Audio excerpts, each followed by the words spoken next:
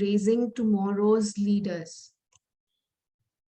Welcome everyone to Raising Tomorrow Leaders. Let's start with a small introduction of Coach Manju. So Coach Manju is an engineer academically and she's a life coach by passion. She's the founder of the brand Finistra, and through her brand, she has been working with people of different ages and transforming their lives. She's a certified expert in neuroscience for parenting, mindful parenting, and parenting techniques. She's the author of the book Decode Your Dream Career. So, with this, let's welcome Coach Manju. Thank you so much for that warm welcome, Dhanashree. Welcome everybody to Raising Tomorrow's Leaders workshop. Before I start, I have some questions for you. How many of you all want a great future for your kids? Please raise your hands. If you're having your videos off, please raise your hands virtually so I know you're answering my questions. So I see Mr. Solomon's hands up, Ms. Pramila's hands up, Ms. Dhanashree's hands up. Others, you're not bothered. Ms. Janani's hands are up also. Okay, Ms. Swati has also raised your hands. How many of you want your kids to be happy in their future lives? Yes? Great. So this is almost every single parent's wish, and I was no exception to it too. So my journey as a life coach all started with this search of how I can help my child to be successful in his life, how I can help my child to be happy in his life. I started, doing a lot of courses to understand children's minds and how we can go on to support them. That is how I went on to do a lot of courses like neuroscience for parenting, neuroscience for personal development, how human mind functions, how we can support them based on the way a human mind functions. And when I started doing this, I realized there was a lot of changes in me. So every single input that I took through the courses I've learned, I started some small level of transformation in me. And that small level of transformation started to show in actions in my parenting approaches. I was a parent who has gone on to hit her child once, and I spent my days feeling guilty about it because I never liked it. But then that came almost inevitably like a reflex action, and I didn't want that to continue. So in that search, I learned all these approaches, and then I realized how I handle things, how the way I parent my children is going to have a longer impact, and for that if I have to raise my children in a certain way, my mindset needed a certain level of shift. When I realized that, I started making consistent efforts in changes in my parenting approaches. And to the extent that today I'm no longer a person who hits my child. I strongly advocate corporal punishments. I keep telling everyone stop hitting children. In fact, stop shouting at children as well. Even yelling is as bad as hitting another child. When I started showing these changes, my son grew more closer to me even without me wanting to. And I saw that my son was visibly happier than I thought he would be. My son became evolving very independent. It showed up in every single activities of my children. Then I realized if this changes could help me benefit so much, why not pass on these benefits to others? So this workshop is also a part of such efforts. And in this workshop, we will be learning 3 powerful secrets that I learned in the course of becoming a better parent and in my efforts to raise better children.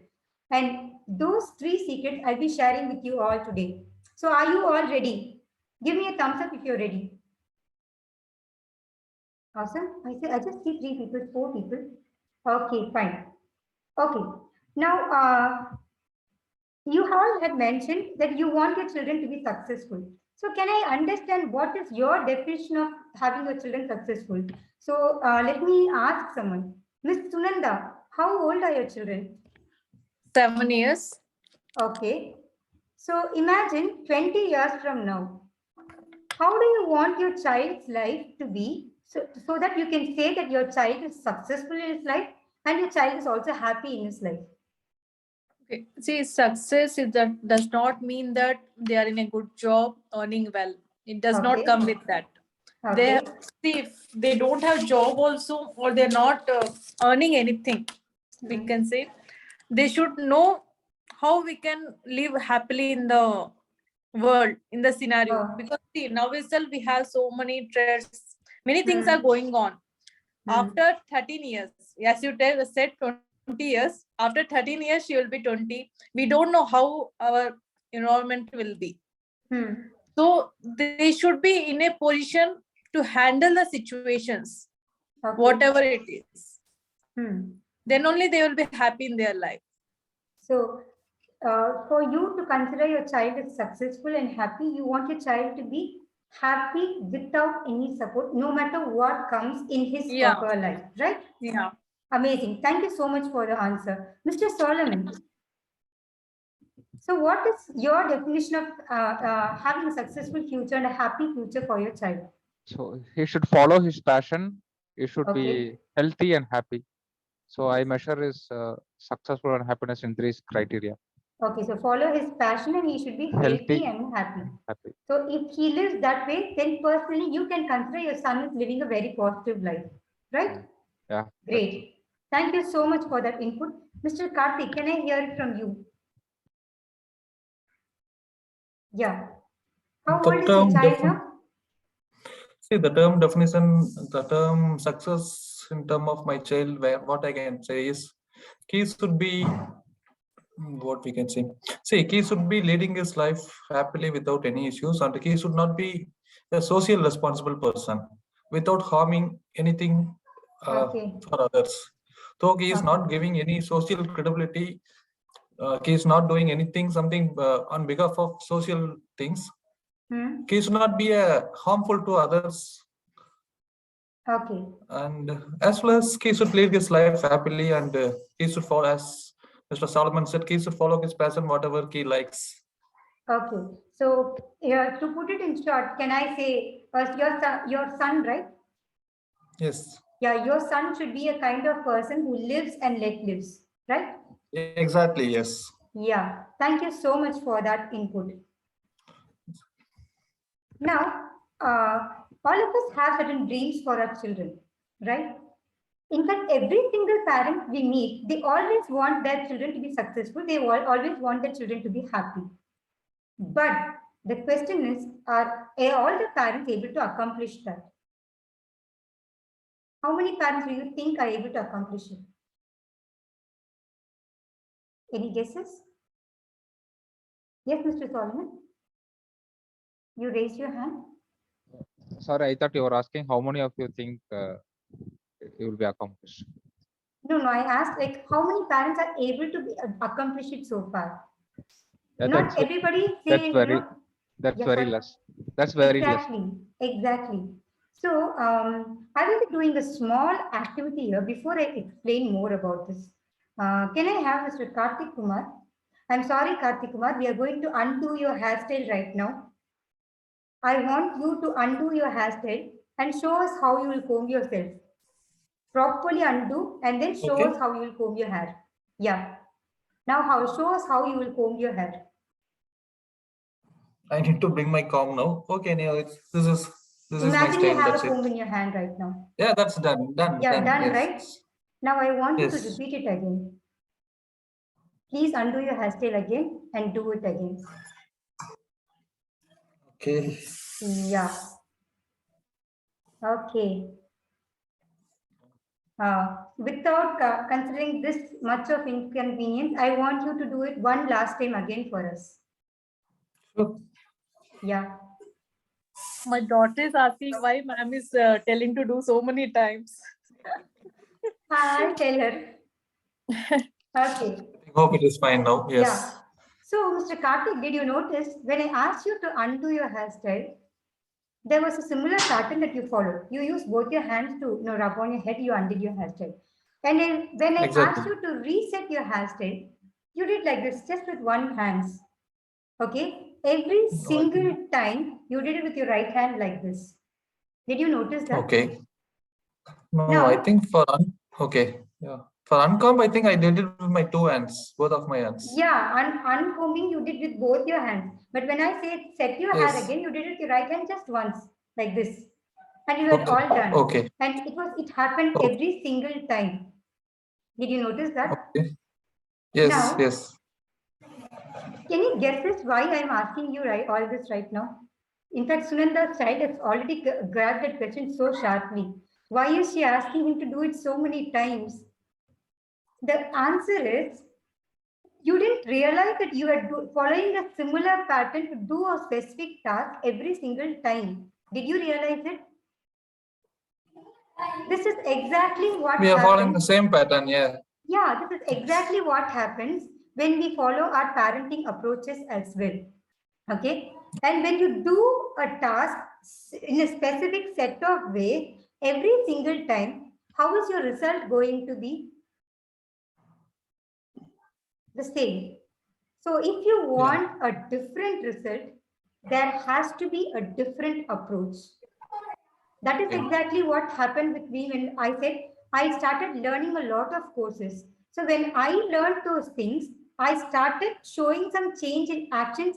First, there were changes in my thought process, the changes in my belief systems, which evidently came on to show in my changes as my parenting approaches.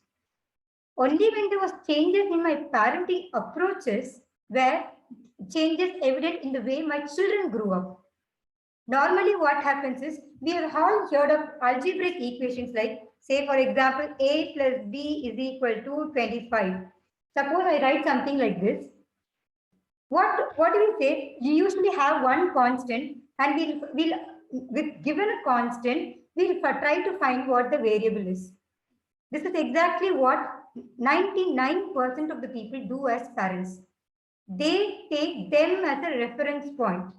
They take them as a constant, and the child is considered a variable parameter. That is why they consider the child to fit in according to their terms so that a given result is achieved. But we all say every single person is unique, which means our children are unique from us as well, which means what worked for us will not necessarily work for our children. So there have to be consistent change in approaches according to our children's demands. Now, we all live in an era of customization, right? Customized dresses, customized pizzas, customized food items. Why not customized parenting? When we start customizing parenting for our children, that is when we will see greater results. For that, what are the concrete actions we are going to take? That is what you will be learning in this session. Okay? But before I proceed, I'll again start with questions. I'm like a bad student and a bad teacher, sorry, good teacher, I should say. I never answered in my schools, but I ask a lot of questions. Now also as a mentor as well. So what do you think is the role of a parent? I'll ask Miss Swati. What do you think are roles and responsibilities of parents? Guide them Okay. so they can be on right track.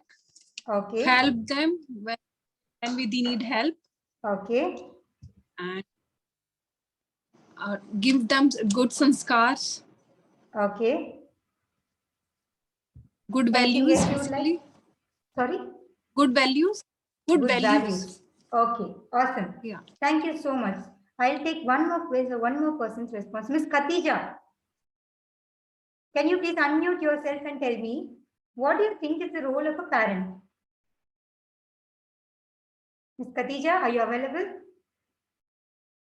I'm moving on to Miss Anu Jerin. Anu?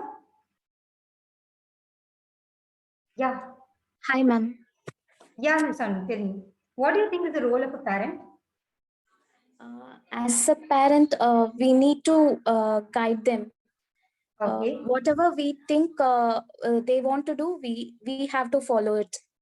Okay. That is parenting. So can I say support them? Yeah, support them. Perfect. Yes. Thank you so much, Ms. Anu. You look good with your videos on. Please have your video on. Thank you. Okay.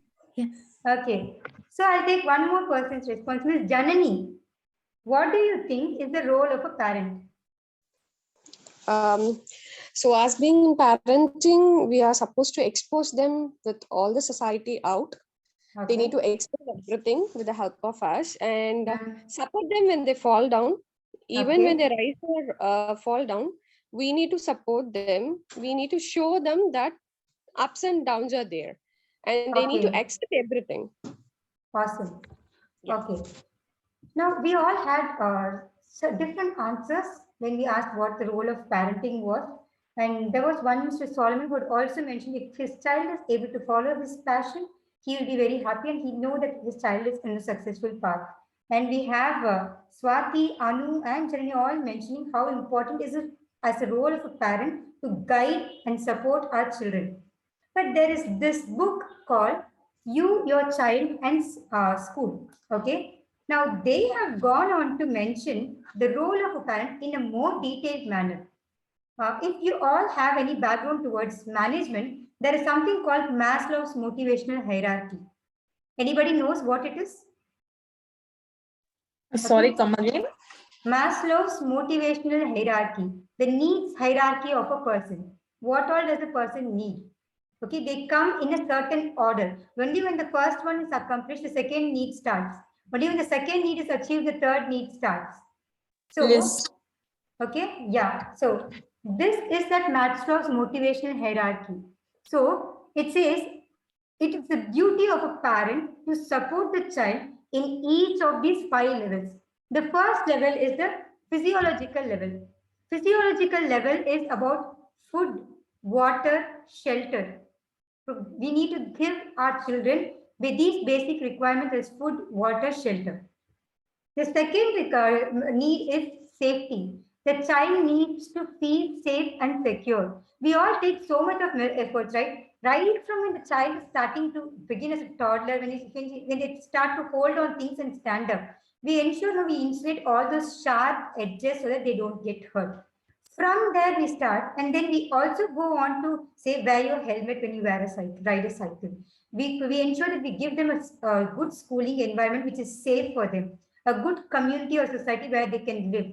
We also take efforts to ensure that if they're commuting to and fro from school to house, we ensure that they get a safe transport system. We do take measures for such transport requirements too. So that is the second need that we have to satisfy as a parent. Then the third need is called belonging needs, where they get a sense of belonging towards people, a sense of feeling loved by their close set of people. Okay. Then the fourth need is called esteem level needs. Esteem is where I feel respected, where I feel people value me. So that is called esteem level needs. And the last one is called self-actualization, which means we are helping the child to become the best version of themselves. When a person enters the self-actualization needs, there's nothing else required to motivate them. It's like the moment you turn on a switch, how the light comes, how when the moment you turn on the water, how water flows. It is that easily how they can switch on to their flow state or their passionate environment. That is called self-actualization.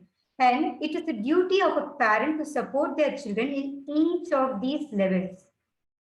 There is a very famous line in Tirukkural, a Tamil poem, which is Tandai Magar Katrum Nandri Avayattu Mundi Iruppa, which means the gratitude that a father can show. It's not even a duty, it is a gratitude. The gratitude a father can show to a child is to help his child to be the best in whatever they do. So that is the duty of the parent as summarized. But for a child to be in this best state, all these other requirements have to be satisfied.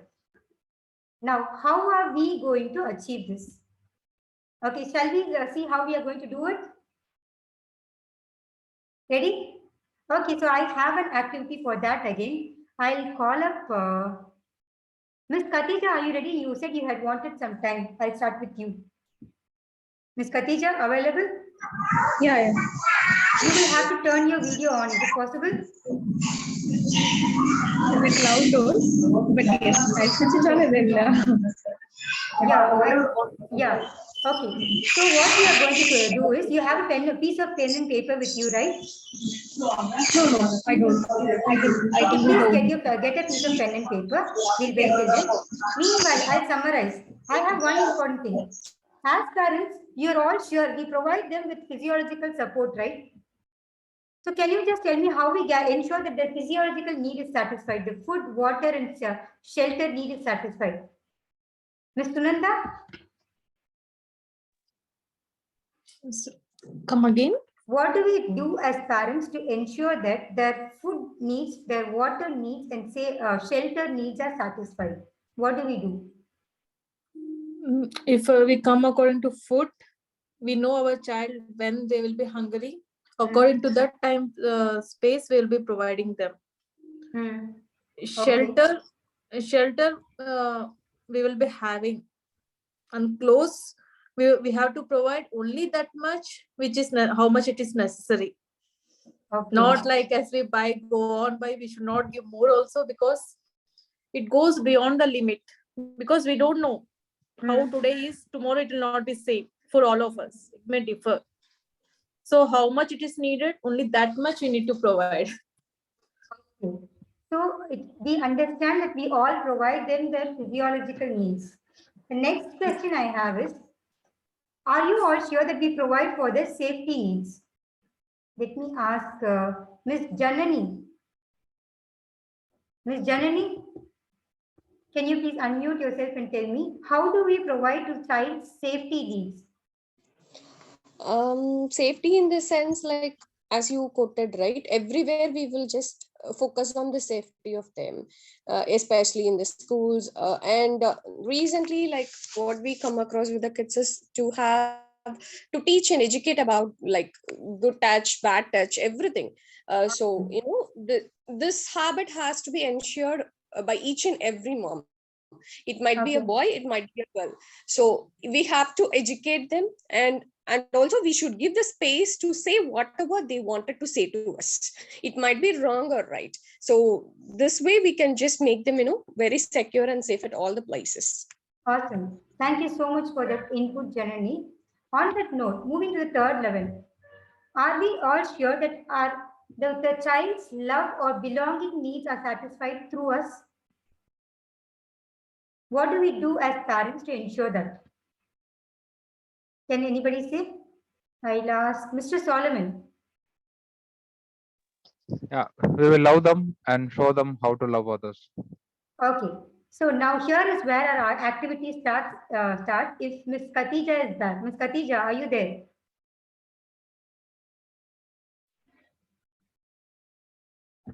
Ms. Khatija? Okay, I think she's not here. Let me start with someone. Yeah, you're there? Yeah, so please turn on your videos and we are going to play a game now. Okay.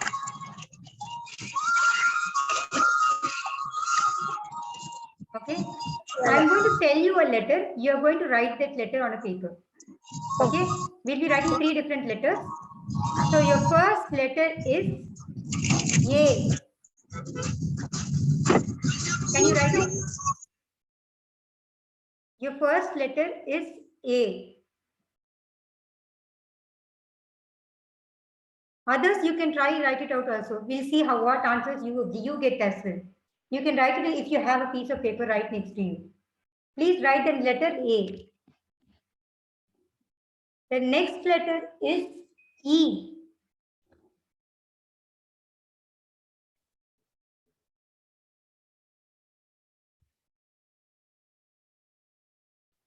Second letter you're supposed to write is E. The last letter you're supposed to write is Y.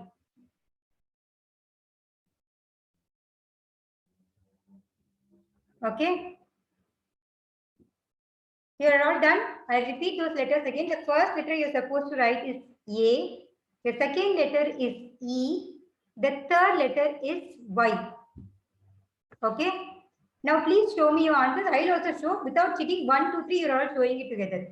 Okay. Show me the answers. Okay. Mr. Karthik, can you lift it a little up? I'm not able to see yours. Okay. A, E, Y. Miss Sunanda, yours? A, E, Y, Solomon. Anu. Miss Janani, I can't see yours clearly. Can you lift it a little up? Okay, but you seem to have written some words, Janani. I said A, E, and Y letters. Miss Sunanda, can I check your answers? Okay. Miss Katija. Okay, why do you think I have written this? Let's come. This is A in French. Miss Swati, sorry, I didn't note your answers. Can you show it to me? Yeah. Okay, so this is A in French. This is E in Tamil. This is Y in German. Okay, when I was traveling from Mumbai to Lusaka, Zambia, I was in a flight where I was put in a seat somewhere 25J or something, and I wanted to shift to a seat front. So I asked my co-passenger if he could shift, and he was a foreigner. He agreed readily. And when I said 25J, he said, "What?" And he didn't understand. So I had to literally move across and show him the alphabet J on the seating arrangement. Then I realized Spanish people also say J as her, you song. Okay, and when I was working in Siemens and I used to speak with my counterparts in German, they always used to address me as Manju, not Manju, because for them J is pronounced as Y. Now this is exactly what happens when we say we are showing our love to our children. Okay, what is considered as showing love for us may not be the same for them, which is why the connect doesn't get established. Okay, now I'll give you an example. For me, if someone helps me in whatever I do, if someone gives me the prominence that I feel I deserve, I feel very loved. Okay, and my child, my elder son, he is the kind of person, the moment he sees me, he'll come and sit in my lap. He is 13 years old now. He still does that. The moment he sees me like that, he'll come and jump on me. For him, that is his act of showing love. Okay. There were people who outsiders who felt, okay, this guy doesn't know that. No, his mom is also like she looks very tiny, and this guy goes and jumps on her. Poor mom, they would say. They never understood it was his way of expressing love. Now, for my son to feel loved back again, he needs that same kind of cuddle. Okay, so there are different type of ways in which people. Manju, yeah, please. Sorry to interrupt this. Yeah, please. Actually, the same problem I am also facing. But how long you will continue this? Which one? The son jumping on you and showing his love. But how long you can say it will continue? Till what extent? I've told my son not to jump on me, but I let him cuddle me. After all, he's my son. He's still getting to express his love, and I still cuddle him back. So his love is not so satisfied. Now, it is our duty as parents to understand him. If we as parents cannot understand them or support them, nobody else on earth can do it for our children. Okay, the same jumping, the kid is jumping on you when it is going very forcefully, not forcefully, when it is a forced one, or when it is a hard one, what will you do? There are two things. Yes, I'll also get. Well, what if it hurts you physically? Physically, if it hurts me, yes, by reflex action, I will end. It has happened. But then, the moment I calm down, I apologize for what happened. And I tell my son, this happened. I'm sorry. We'll handle it better. But then. What if it repeats again? You will have to take it. See. That is what. When your son is doing something repeatedly, which means there is some need of his which is not satisfied. Which is why he is coming back to you again and again and again. Find out what is not satisfied and then attend to it. This will not happen. Okay. Okay. So Thank you. the first secret I have for you is build your connect with your children. Use their right love language, not what you feel is the kind of way to be loved. Now, there is a very popular saying which says, treat others like you would like to be treated. But in this case, I would say, treat others the way they would like to be treated. In my case, my son wanted to be cuddled, so I cuddle him. My younger one doesn't like me cuddling, so I let him be. Both are completely different. Okay, so we'll treat them by the way they would like to be treated. So remember, the first secret is build your connect. Speak your child's love language. Express love to them the way they want to do. That is when they will feel loved. Once their need for love is satisfied, that is when they will start moving to the next level, the esteem needs. Any questions here? Okay, so we are going to move to the next activity. Okay, I said esteem needs.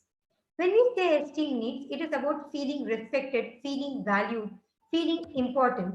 Okay, now how is parenting going to impact? Now, how as parents can we ensure that this need for esteem is satisfied? Any guesses?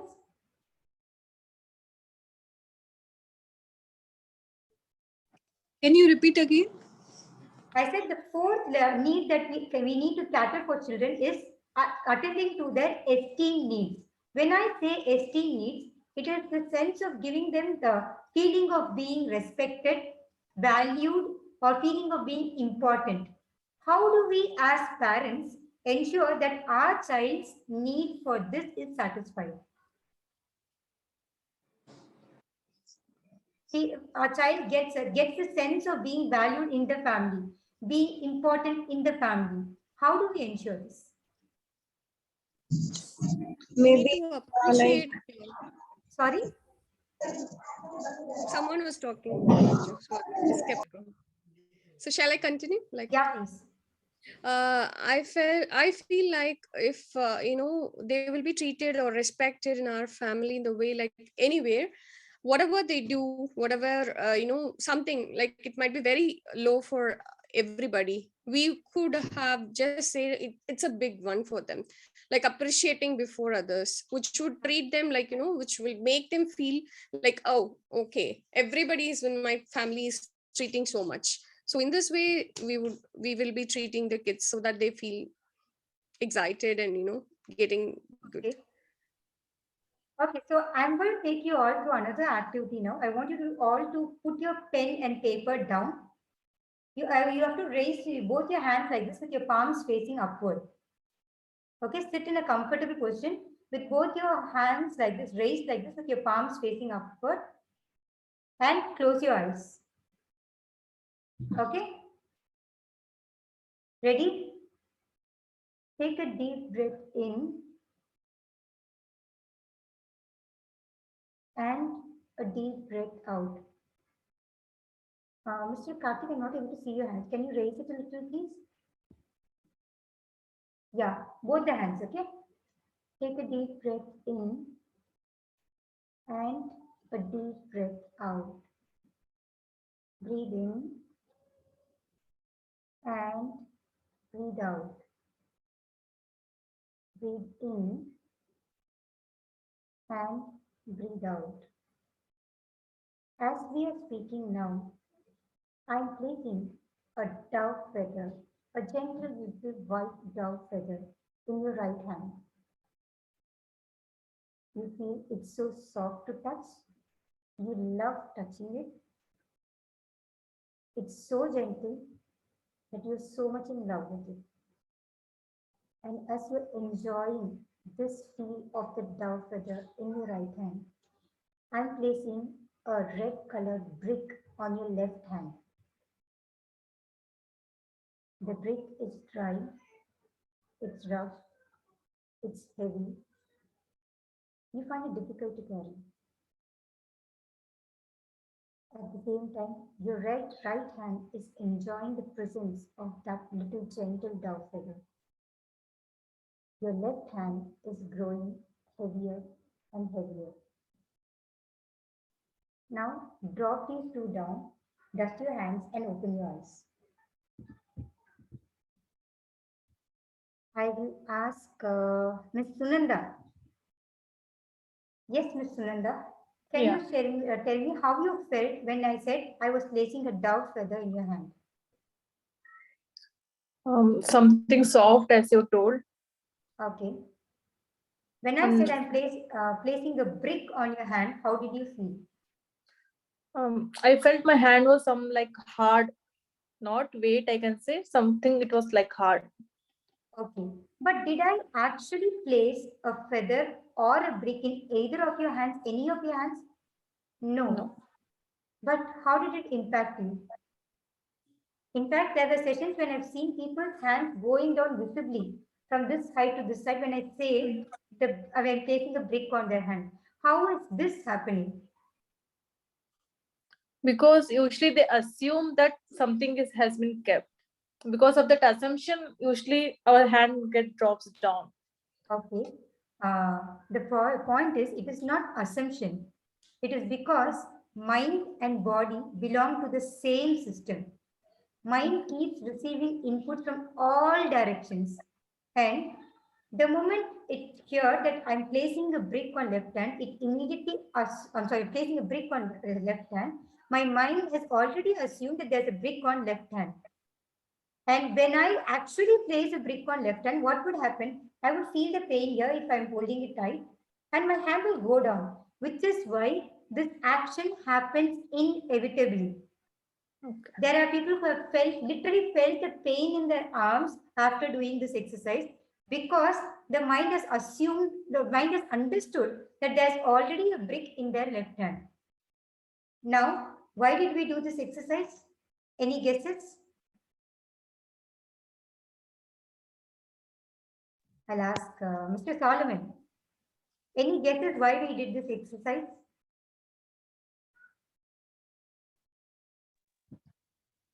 Because what we think, what we feel is something different from what we do, or what we think is what we feel. Whatever thought comes in our mind is what is impacting us. Okay, I would rephrase it that way. Okay. Anybody else? Ms. Swati, would you like to give a try?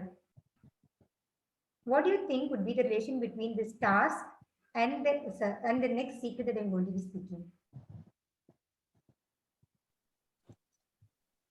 Can you actually, your voice is not audible to me clearly. Okay, so I mentioned we did a task right now. Okay, do you have any guesses why I made you do this? I think I've got an answer from Khatija. I'll just read it out.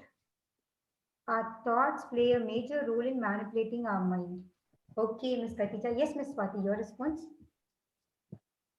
Yeah, actually, whatever we said to say to our kids, it's play a big role.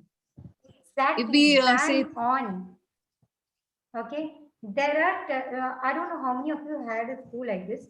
When I was in my school days, I was a very good student, so I never faced issues. But I've seen teachers speak to other children who couldn't score much marks, literally bad way. There were teachers who said, you are fit for nothing. You will never become anything in your life. You are waste. You will never get a job. These are kind of words people use so normally with children. Of course, honestly, I know that the teachers didn't mean to say that to children.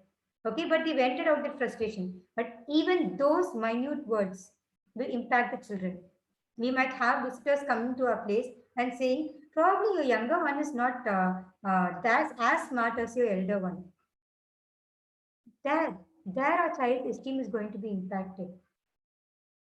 We cannot control either of these people, but whom we can control ourselves. We as parents can ensure that our child gets immune to others' words and listens only to our words.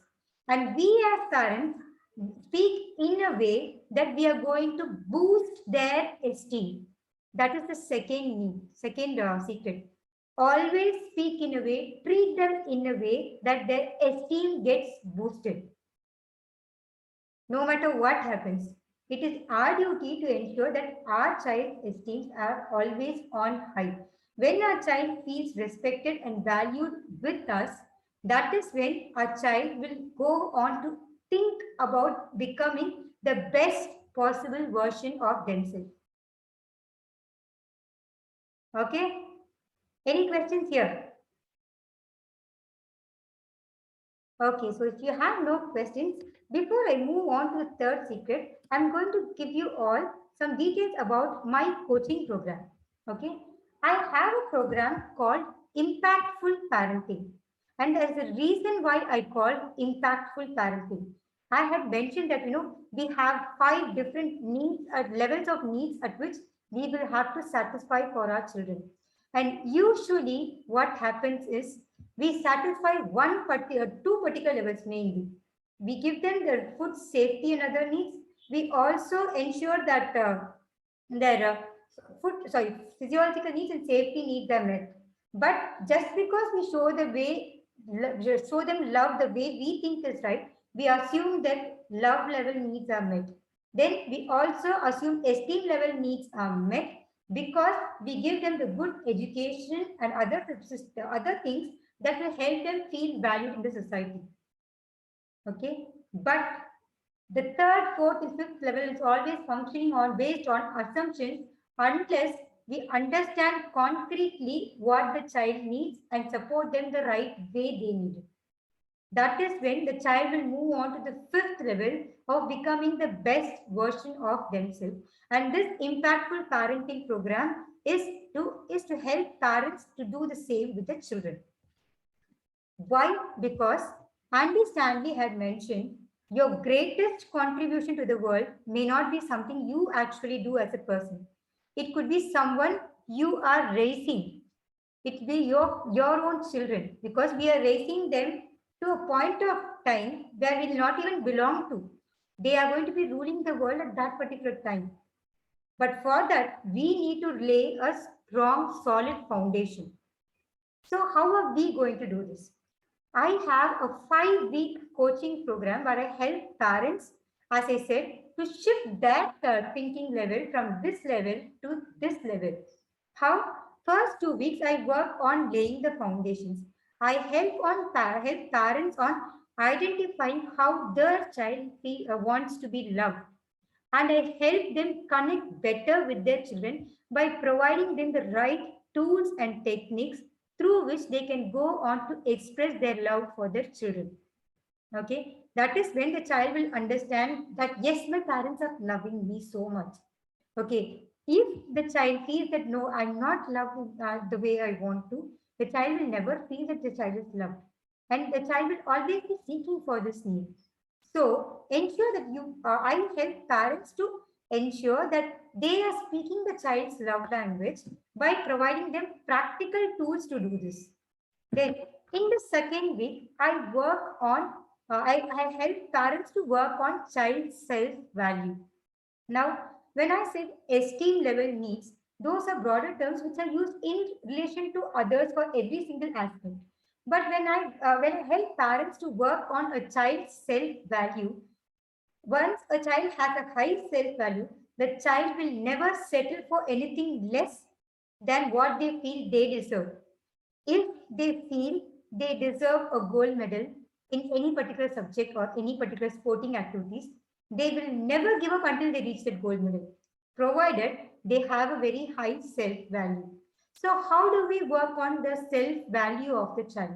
That is something I equip my coaching clients to do with in the second week of my coaching program. And in the third week of my coaching program, I work on fostering resilience in the child. Now, all of us wanted to be successful in life, but success doesn't come easily. It's like you turn on the switch and there, tada, there's success. No, you need to work a lot. You need to literally go through tremendous pressure. There's this famous quote that I always love. Diamond is just another coal that withstood high pressure. And that is exactly what we will be helping our child to learn through these techniques that I teach for my clients. I help parents to teach the children resilience. How do they rise up after every single failure without giving up, so that eventually they go on to taste success? That is something I work on in week 3. In the 4th week, I help parents to work on developing empowering habits in children. Now, before a while, we saw the power of habits.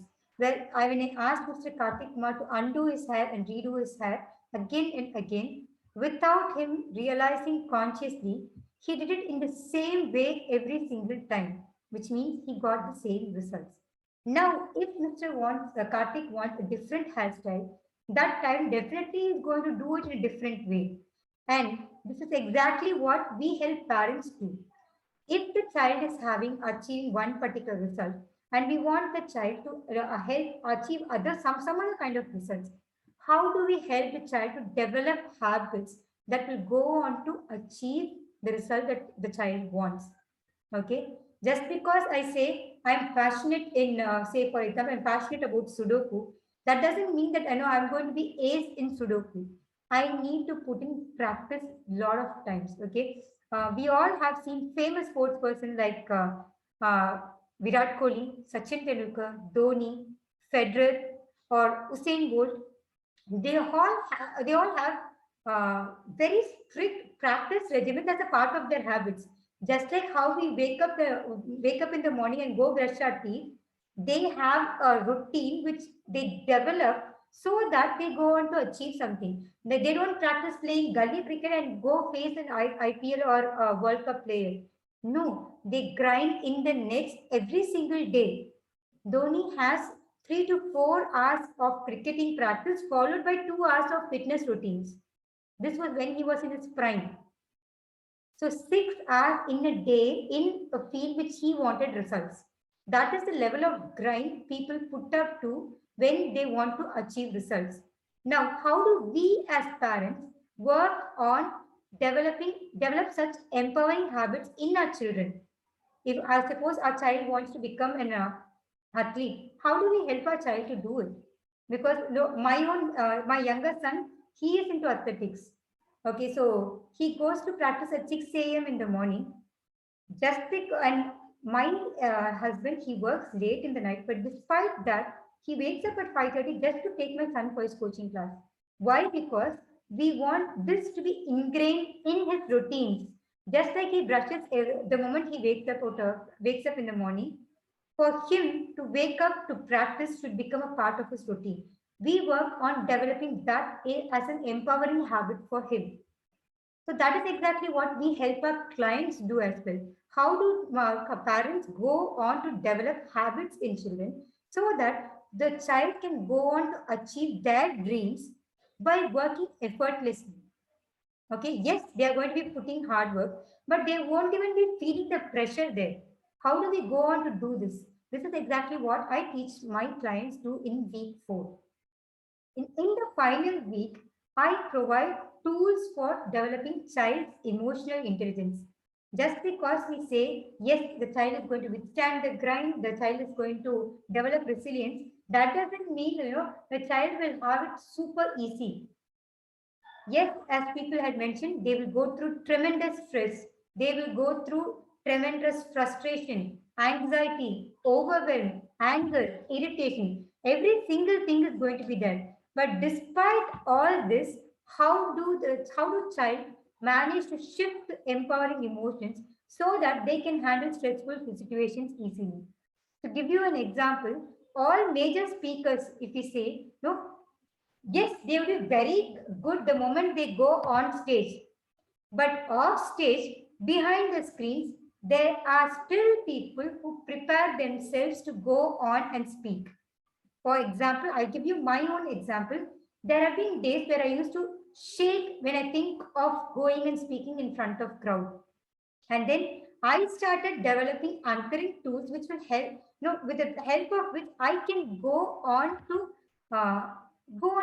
stage without much fear. Even if fear arises, I know how to overcome this fear. I know how to handle this stress so that I can go on stage and speak confidently.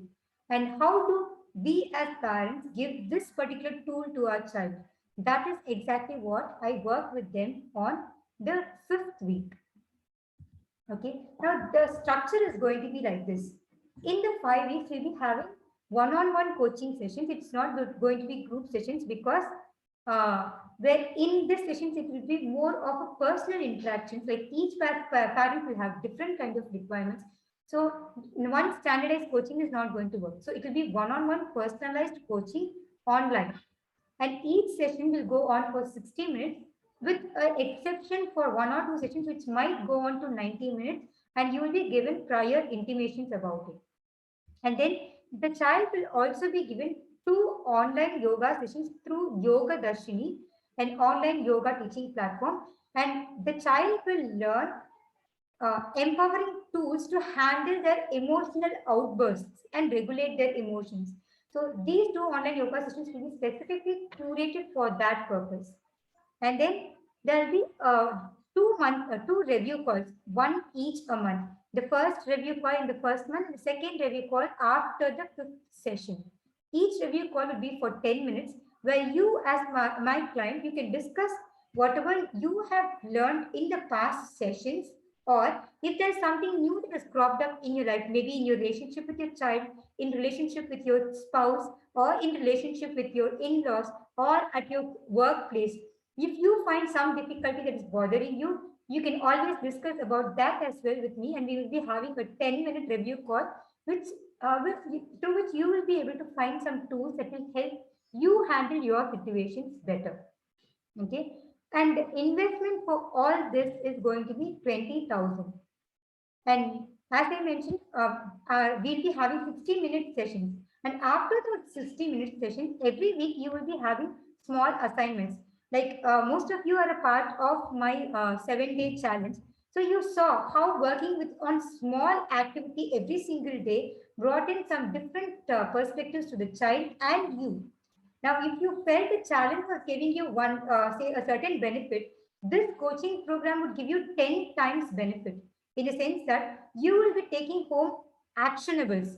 After each session, you will be having actionables, which you will go on and work with, not just on yourself, but also along with your children.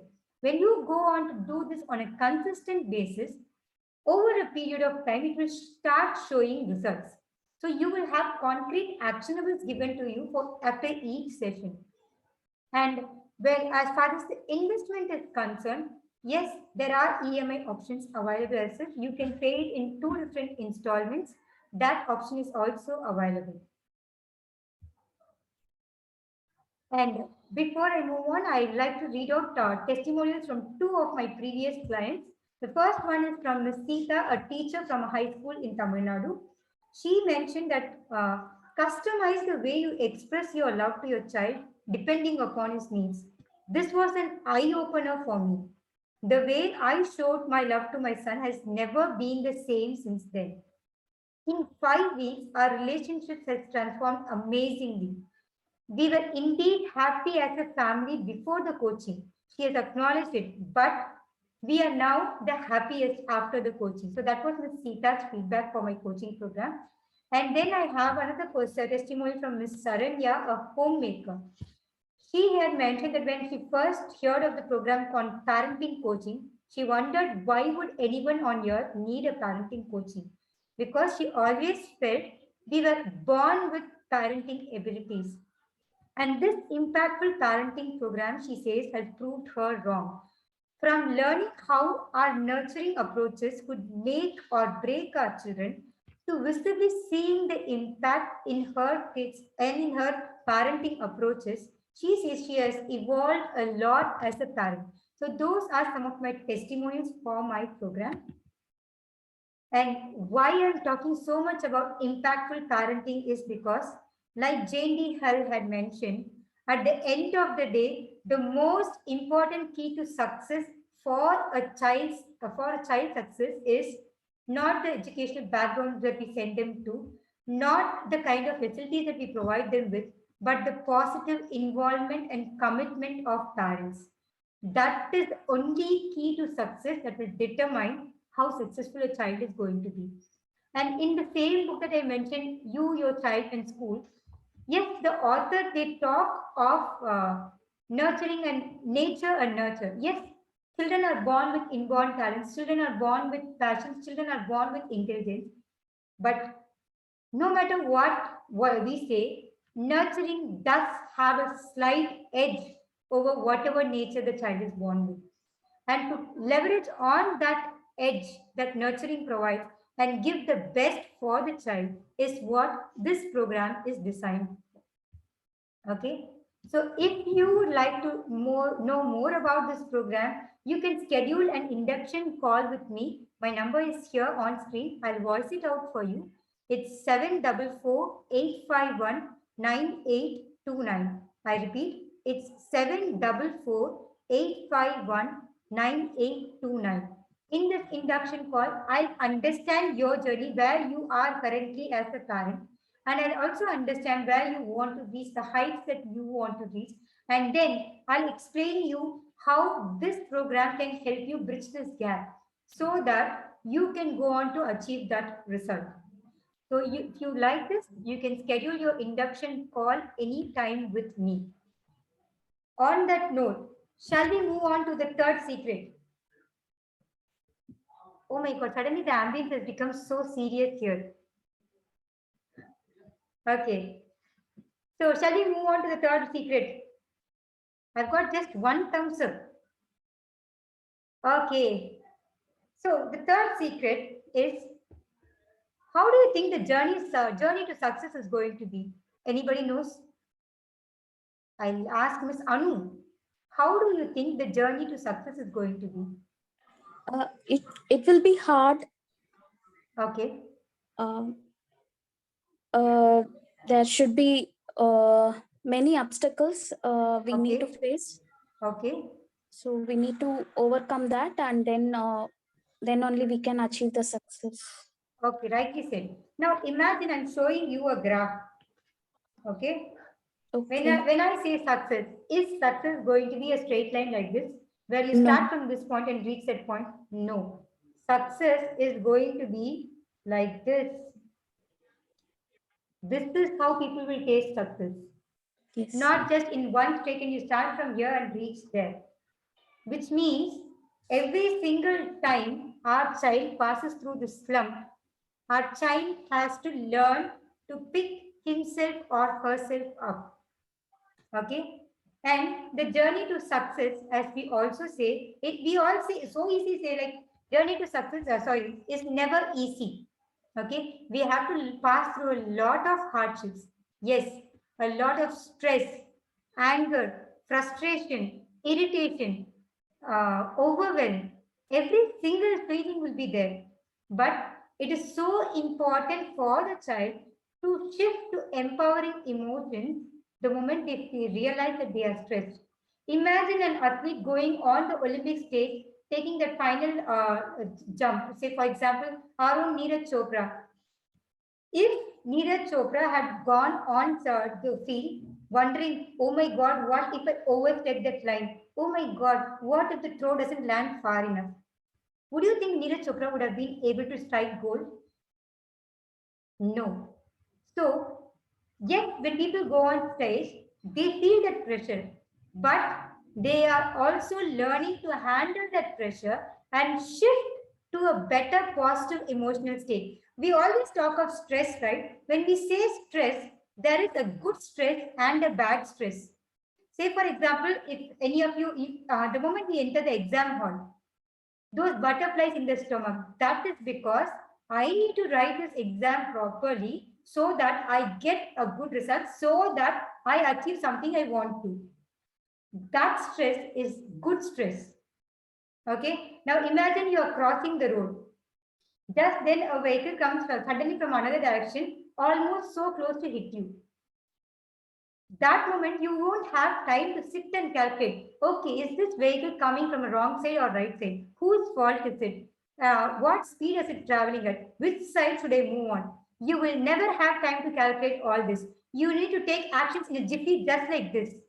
For you to get that momentum to take actions in that jiffy, you have stress developing inside of you. That again is a good stress because your body is protecting you. Your mind is protecting you from a possible threat. We don't say that stress is bad, right? We learn to handle these situations. Similarly, athletes learn to handle those situations. Any single person who has gone on to achieve that great success, and we talk of them. Mr. Ratan Tata said, yes, he would have stress before his board meetings, but yes, he goes on to handle it better. Mr. Ambani, no matter who we say, well, we sit and watch World Cup sitting in the comforts of our home and still say we were biting nails when the match was so close. Now imagine a player playing there. How would their stress levels be? If they succumb to that stress, they are going to fail. But they are overcoming that stress. How they are doing it? That ability is what we as parents should be teaching them. Okay, how to learn from your stress and move on to a positive emotion so that you handle your situations better. This is something that we have to teach them. The second thing is, I said my son goes for athletics coaching, right? He needs to go 5:30 in the morning. For a guy 6 years old and who's always been enjoying sleeping late, this will definitely take a toll on him. And there are days when he cries, Mama, I don't want to go today. He loves running around. Yet there are days he loses motivation. But it is we as parents who can support them in the longer run, that even if they find a slump in motivation towards something that they want to achieve, there are ways in which we can support them to learn to thrive without motivation. Everybody takes New Year resolutions, right? I'm going to stay fit from this New Year. I'm going to quit junk foods from this New Year. But does everybody do it? They do it for a day. They do it for 2 maybe. But how many of them continue? Or let alone quitting junk foods, keeping an alarm in the morning and waking up for the first alarm without snoozing it. How many of us do? Maybe once or twice. Then where does the motivation go? How do you find a reservoir of motivation? That is what I help. That is what parents need to help their children to understand. Once the child learns this, the child will go on to achieve their dreams no matter what comes. Okay. So the third secret for you is get ready to grind. Your child is going to pass through very stressful and lots of ups and downs phase when the child is getting ready towards success. And your duty is as a parent is not to ensure that there are no obstacles in the path, but to prepare your child to rise from the obstacles and pass over each of these obstacles so that your child can go on to succeed in their dreams. This is what you as a parent should be doing. Okay. So the third secret is get ready to grind. Okay. So can anybody repeat those 3 secrets for me? Let me see who has been listening so consciously all along. Who would like to start? I'll start with people who have the video on off now. Mr. Solomon, do you remember the first secret?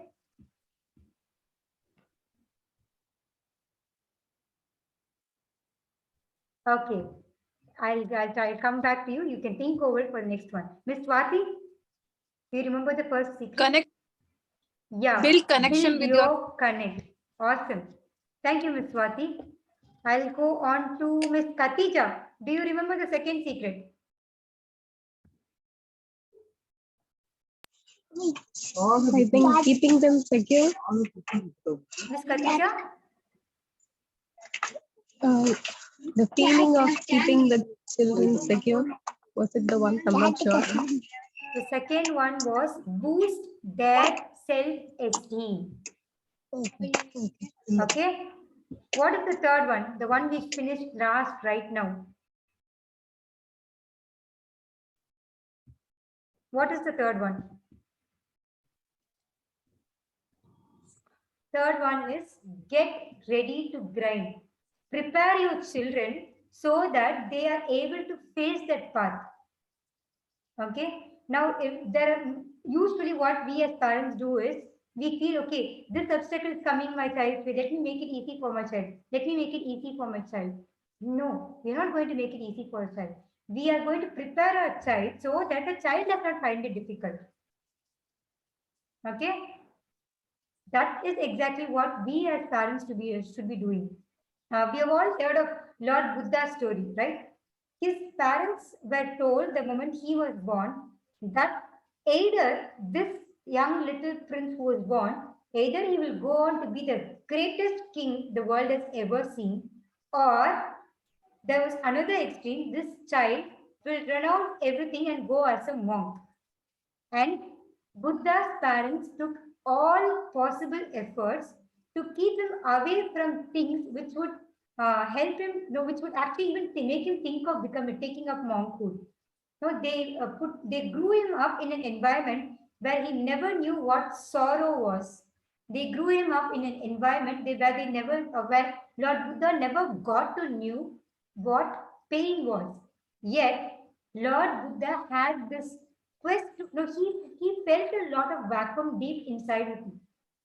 Okay, by making things easier for him, did his parents achieve anything? No. But ultimately, in Lord Buddha's case, he realized his calling and took the decision. But not everybody has that luxury. There are people who still haven't realized their calling and keep continuing things despite not liking them. There are many IT professionals, even LinkedIn survey says that there are over 60% of people who have mentioned that they are doing the job because they have been through this industry and they have financial commitments, not because this job was their passion. This is not something we should be giving our children. We should be making them get ready to grind and achieve what they want to. By actually preparing to removing all obstacles from them, we are actually taking them away from their journey. Why I gave this example is when I was in schools and colleges, that time engineering and medicine was like a go-to field. They were selling like hotcakes, and everybody felt when you become an engineer or a doctor, your life is well settled, and that when you study from a very renowned college. I did my engineering, and I worked in telecom. Yet when I was working in telecom, I had Monday morning blues. And not even Monday, but by the time it was Sunday, I would already be regretting Monday.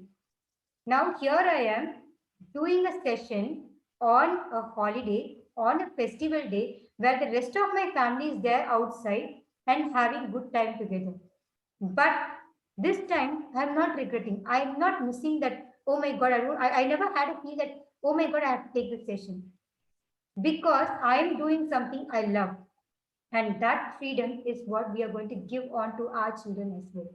But for that, our child has to pass all those 4 levels and then come to this level of feeling, oh, this is my passion and I want to work on this level. How do we take them there? How do we help them realize their passion? That is where the duty of a parent lies. Okay?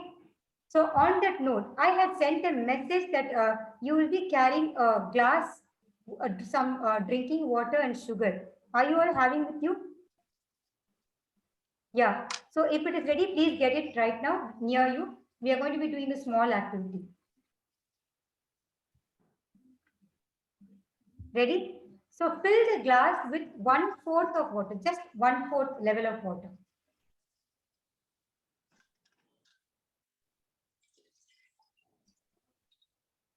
Okay. Add a spoon of sugar.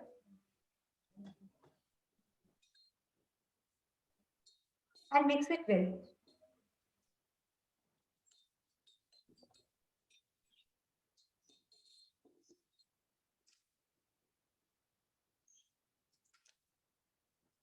Done?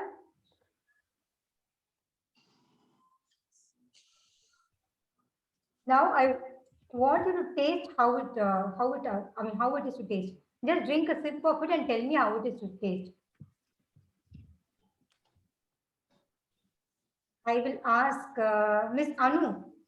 Can you tell me how it tastes? Yeah, it's very sweet. It's sweet, right?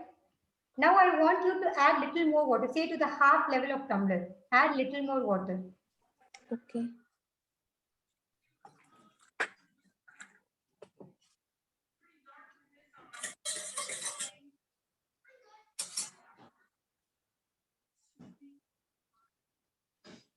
Okay, mix it properly and taste it again. It's little bit less comparing Let's to. see. Yeah. Okay, fill little more water now. 3/4 level. Mix it properly and taste it again.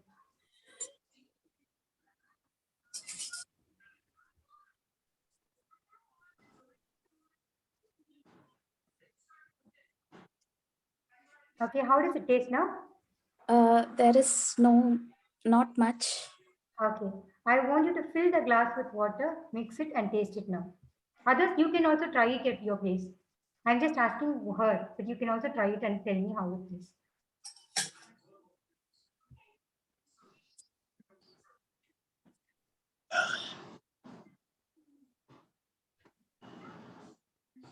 There is no much sweetness now. Okay, so any guesses why we are doing this? Why mix sugar in some water, add water, dilute it and taste it repeatedly? Any guesses? Who would like to try? I'll ask Miss Aruna. I haven't asked her a question, I just realized. Miss Aruna? Aruna, are you there? Okay, I move on to Sunanda. Why do you think we did this? No idea actually. If it, Yes, Mr. Solomon? Yeah, I think you want to say what we learned today, it will be 10 things we learned today. If you don't practice, so day by day it will dilute the sweetness or the thing will Amazing. Bang on. Okay. This is exactly what happened when I asked you all a few minutes ago, what were the 3 secrets we learned? You had to refer to the books. It didn't stay here in your mind. And it's not wrong. It happens practically to everyone. But if the lesson hasn't sunk into your mind, how will you show it in action to your children? Okay. Yes, you did learn valuable tips here in this workshop. You had some amazing time in the challenge that we did. But then for that to translate into long-term results, you need to take concrete actions. Just attending a session alone will never suffice for you to go on to achieve that results. For that matter, one thing that I always recommend to all my coaching for clients is like whatever you have learned today and that has resonated more with you, go and share it with at least 2 different people within 24 hours. So for you all here, maybe after the challenge, after this workshop, I'll open the challenge group again.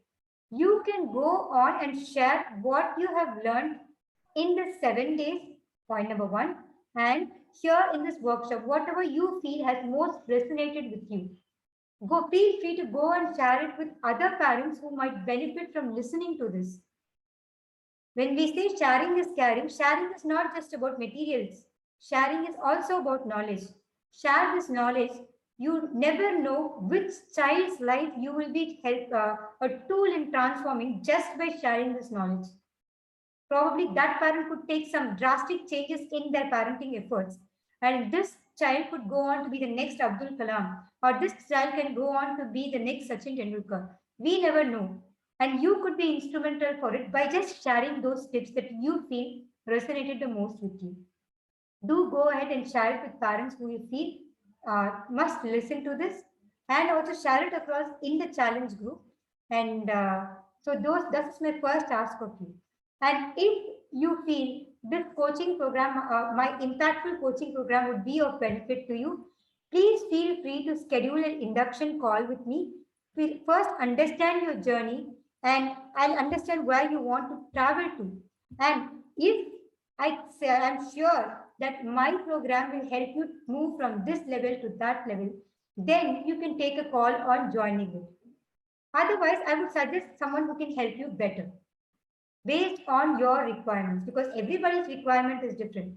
right? We just saw even the way in which love is expressed to a person is different from person to person, which means parenting requirements are also different. So if my program is going to help you and satisfy your needs, I'll explain more about my program. Otherwise, I'll connect you with someone who can benefit you. But please take those concrete efforts, because just because you attend a program or just because you did a 7-day challenge, that alone doesn't give you 100% results. For you to see longer term results, you will have to take consistent measures. Okay, we say habits are formed in 21 days, right? So the 7-day challenge will never be enough for you to develop a habit. But you can develop a habit if you take those concrete measures. Okay, if anybody wants to schedule an induction call with me, you can always drop me a message in my personal window. Okay, thank you so much for your time. Before we leave, I would like to have your cameras on for one group photo. And I would also like to have a quick feedback from all of you on how this journey for the past 7 days and this workshop has been for you. Okay, can we have a quick photo session if you guys can turn on your cameras? Thank you, Khatija. Thank you, Janani. Miss Aruna, can you come on camera? Okay. Ready? Thank you for turning on your camera, Miss Aruna.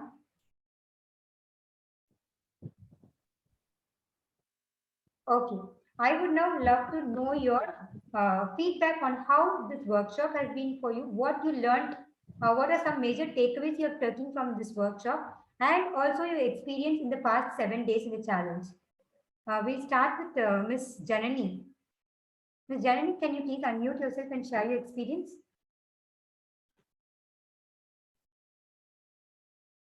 Janani, I can't hear you. Am I audible now? Yeah, perfect.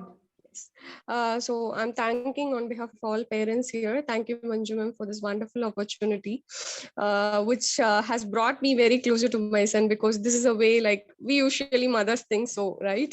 So even before the session gets started, one of your coach were asking what was the beautiful day, which was the last day, which I can say, because I never believed that he will say that myself and the family is more important, because he never showed that to us, anybody. Yeah. So he was keeping everything inside. So which by asking this question, which projected, that was really wonderful in all these 7 days. I enjoyed all the 7 days with them.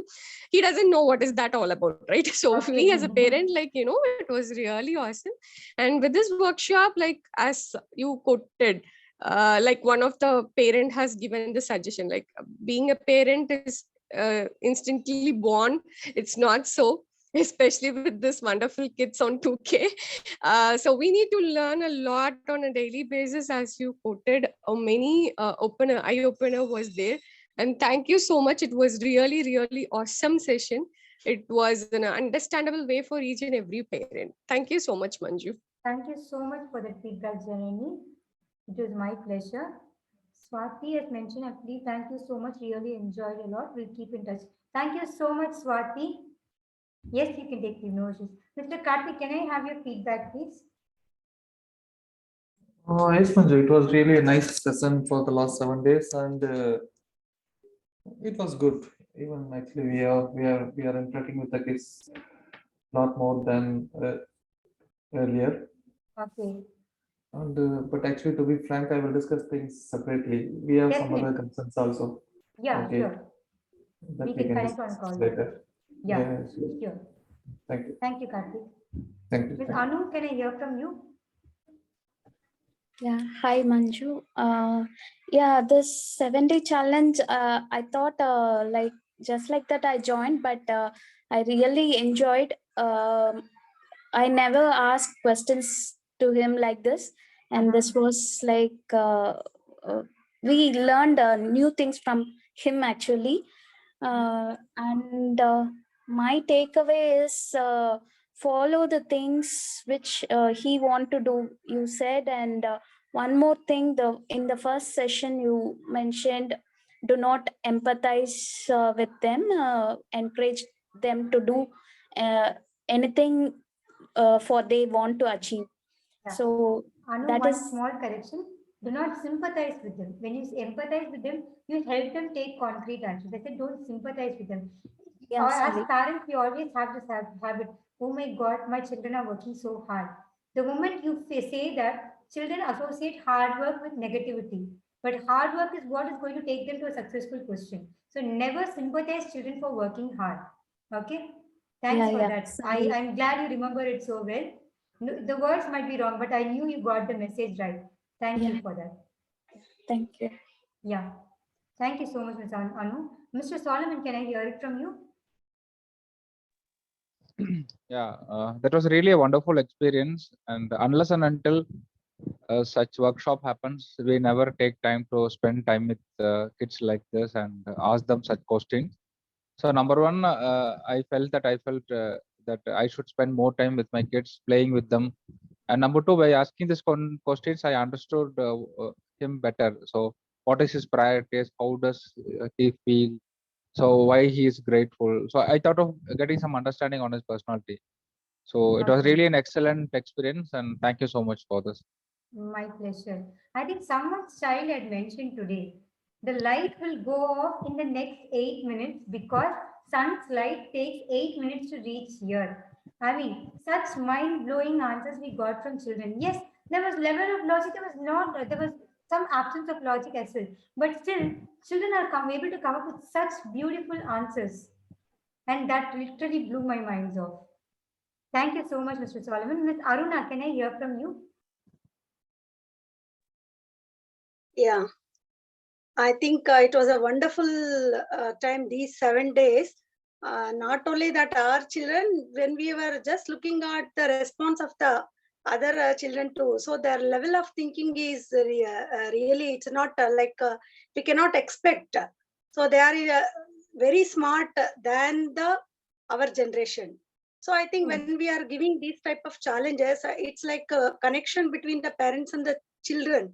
That was awesome. So really, it's a simple thing, but playing with them or something like that, when you ask something, read with them. So that's, I think, a great motivation. So I just enjoyed all the challenges and how to connect with the children. So we think parenting is easy, but it is not so. So that's what I understood. Thank you so much. We all are here. Yes, yes. Thank you. I had mentioned of Thiruvalluvar's quote, right? He had also mentioned, Tammin the makkal arivudeme maanilathu mannuyirkellam inithu, which means he mentioned like if our kids are wiser than us, then it is good for the entire mankind and all the living beings on earth. Okay. Yes, it is good for others, but for those who handle them, they are the ones who actually face the difficulties. And that difficulty is because they have a completely different kind of set of thoughts. Okay, the moment they understand the child's set of thoughts, they learn to give space for the child. Okay, thank you so much for that, Aruna. Miss Khatija, can I hear from you? Yeah. Thank you, Manju. Thank you for the opportunity. Actually, we were not able to do the board game and do it because he wasn't interested. So I didn't force him, and he actually enjoyed. I didn't know that one of the challenges. I didn't know that he knows much about the sun and the rotations and all because I didn't teach him. So it was a little fascinating for me when he said like all of the planets will not go around it and all that. It is a little funny for us, and even his father hasn't heard all this from him. When I was telling him, he felt really happy. And right now I'm traveling. That's the reason I couldn't switch on the video on and off, and then I'm having some network issues as well due to the travel. But still, I enjoyed your session. I was able to take some basic ideas like how things actually work, and one thing that you told about the love that we show and what we expect differs. We have some expectation from the child, and the child expects that in a different form. So the levels of love's expectation differs, right? So that was the great takeaway for me. So I think that I should try helping my child understand him much better and go up to his level and start understanding him. Awesome. that is it. Yeah, That is a very important point, Khatija. You just said it so easily. We need to definitely get down to our child's level and understand them, because it is our duty as a parent to support them at the end of the day. Thank you so much. Ms. Sunanda, can I have your feedback? Thank you. Yeah, actually, I was not knowing that my daughter can give like if no son was there in a day, she can give the answer because she's still 7 years, right? I was shocked when she was giving the answers. That was shocking thing for me actually. Okay. And like morals I teach, I was not knowing she's thinking on that what I'm telling, because usually I teach tell the stories and give the morals also. When she was reading the story, she came up saying, "Mom, this is what you are telling daily to me." Okay. So these two Stories, things were, yeah, stories are one of the best way to teach morals to children. yeah. So these Glad two you're things I following. came to know in this week. Okay. That Great. she's listening to me. Okay. So thanks for this workshop. Thank you so much, Sunanda. It's my pleasure. Miss Yasmin, can I hear from you? Yasmin, are you there? Manju, sorry, I'm not feeling well. So I'm just. No issues, Yasmin. Thank you so much for joining in despite your health. Thank you. You can ping me on on my personal window and give your feedback. Okay. Thank you so much, everybody, for joining in. I enjoyed hosting this workshop for you all. Hope you all found it useful as well. Thank you. Thank you, Manju. Yeah.